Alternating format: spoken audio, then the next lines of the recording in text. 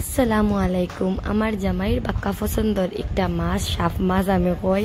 তো বাক্কা কতদিন পরে আবার আনছুন, আর আমি ভাবলাম রেসিপি আপনার লগে শেয়ার করি আবার। তো শেয়ার করাত লাগিয়া তো আমি কিছু ভিডিও শ্যুট করছি, প্লাস পরে কইলাম লাইভ হয়ে যায়। তো লাইভ হওয়ার বাদে এখন ভাইয়া ইয়া কমেন্ট করলা ড্রপার দিয়া তেল দিলে ভিডিওত ভিউজ বেশি আইব। কি এটা এটা মানে এটা ঠিক নি না সত্যি না মিথ্যা?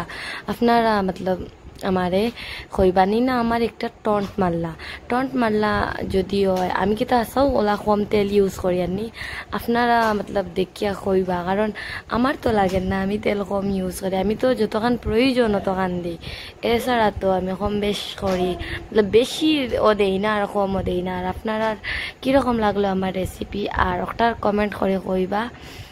আর আল্লাহ হাফিজ, ফিরিয়া দেখা হইব অন্য কিছু রেসিপি লইয়া।